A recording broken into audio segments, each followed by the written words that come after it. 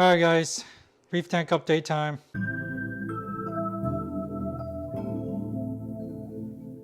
So it's hard to believe that only a week ago the tank was once again overrun by dinos.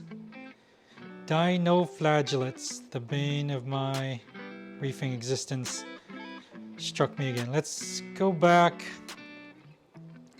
a few weeks. Well, the dinos are definitely back. Don't really know what to think, but as you can see right there, all over those rocks, there's a big string there, it bubbles. So they're definitely back. See, I was seeing these brown stuff down here. I thought maybe it was cyno. All the nice algae I was growing is all gone, replaced by the dinos. Now they're all over the rack and down there. So, and look at that, more right there. I haven't tested them. Oh, I haven't looked at them under the microscope, but I'm pretty sure they're dinos. So frustrating. I think I may have over cleaned the tank, meaning manually gotten rid of the all the algae buildup, probably a little too quickly maybe. I should have maybe let it grow a little bit, but I was afraid it was gonna bother the corals. I wanted to get all the corals, and I'll do an update on the corals, the new corals later. I think the good thing is none of the corals seem to be affected, except maybe the zoas. So the zoas on this frag rack, I don't think are too happy.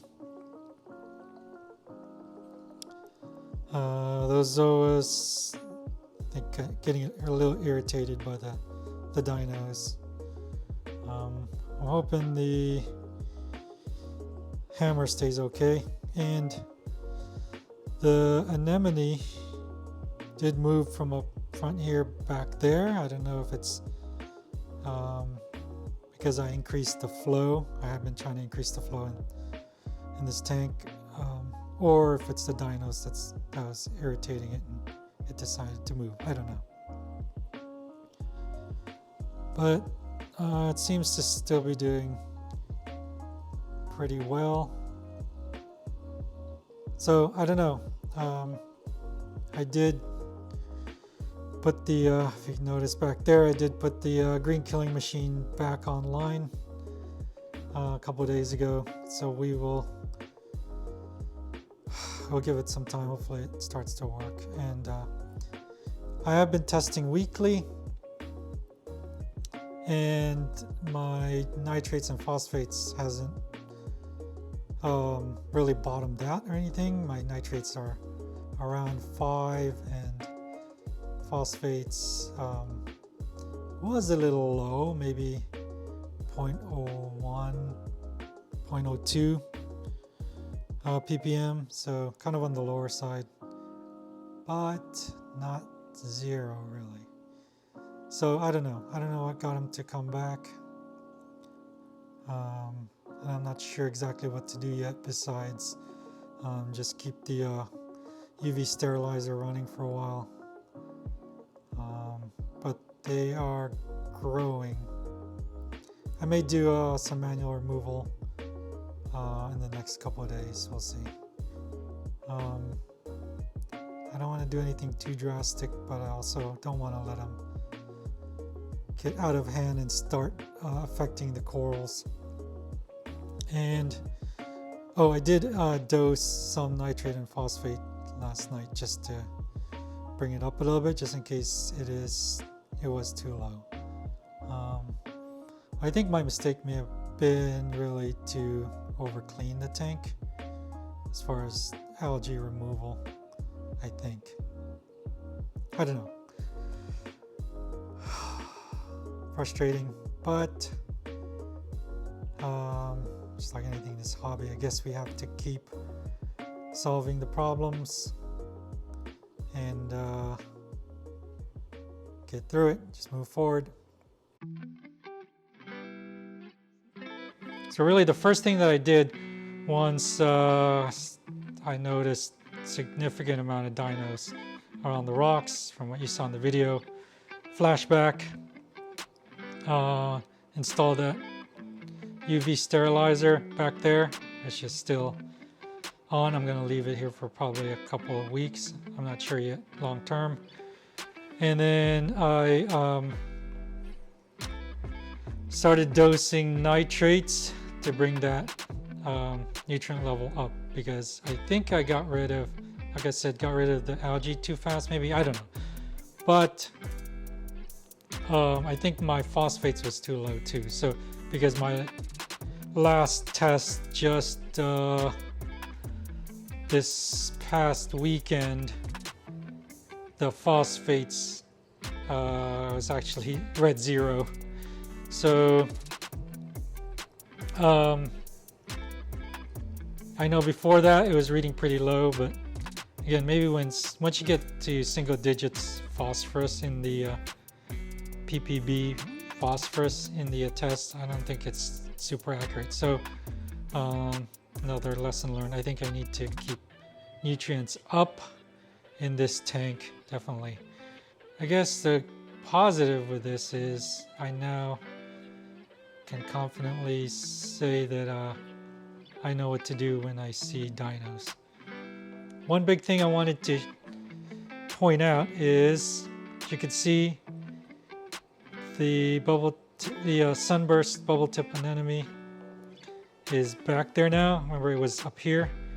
It moved all the way here, and look how happy it is. Sorry for the algae on the glass on the sides here, because I wanted to keep it for the snails. But look at that guy. It's nice and puffy up here. I think he's not done moving yet. I'm not sure.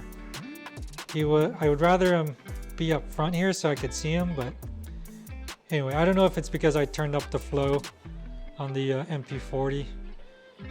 I don't know if it didn't like that, or if it's because of the dinos. I'm not really sure, but it wanted to move there. And I'm not sure if it's trying to get more light either. So we'll see where he ends up. But coral wise, looking awesome. That rainbow loom, let's zoom in, is pretty cool. Loving that guy.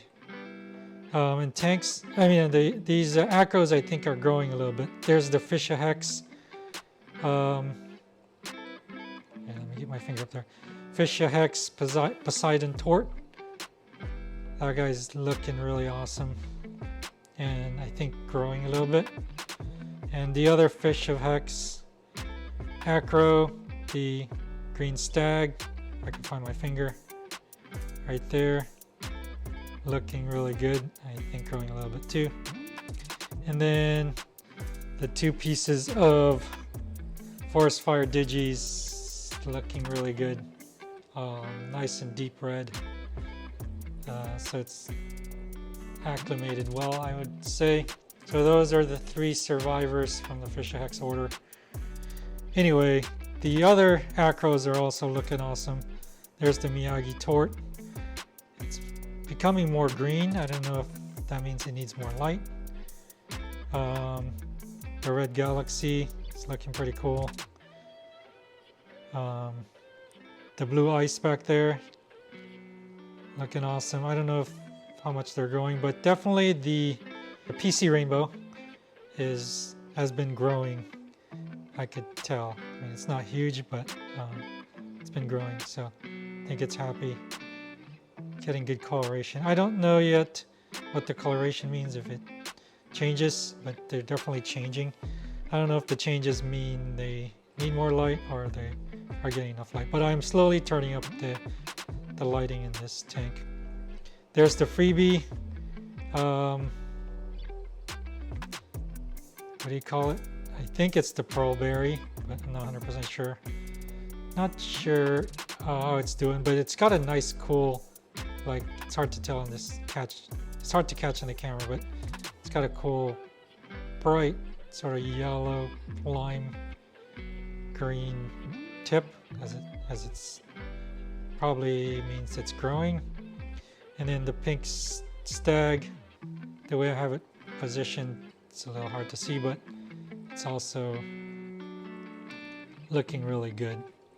So overall, the Acros are looking very happy. And I have to say, one of the survivors from the initial dino outbreak, this toxic green hammer is doing really awesome. It's growing, splitting heads, and has awesome polyp extension. It's like super happy, and I'm super happy about that.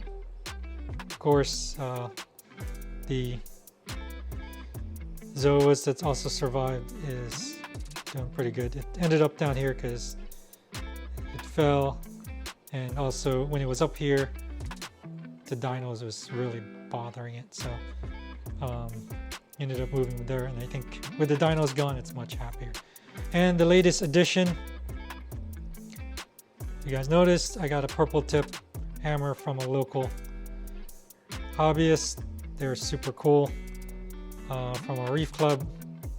So I got that guy from them and got to spend some time checking out their setup, which was awesome. And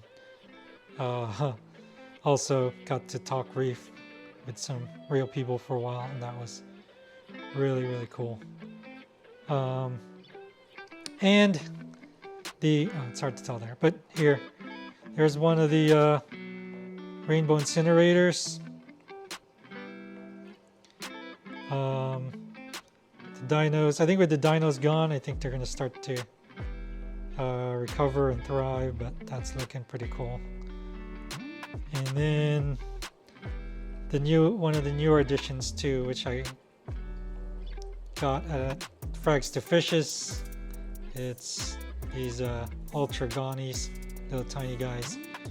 They're really tiny, and I thought they were goners with the dinos really bothering them, but looks like they're recovering with the disappearance of the dinos. I don't know, hit me up in the comments below if you have any questions about paddling dinos, if you're dealing with it yourself, or if you have any comments about Skipper's Reef. And because I'm pretty happy with it. Fishes are all happy and fat, and I've been feeding more and more. So I think all in all, it's been really good. So anyway, we'll catch you on the next video. Till then, stay salty.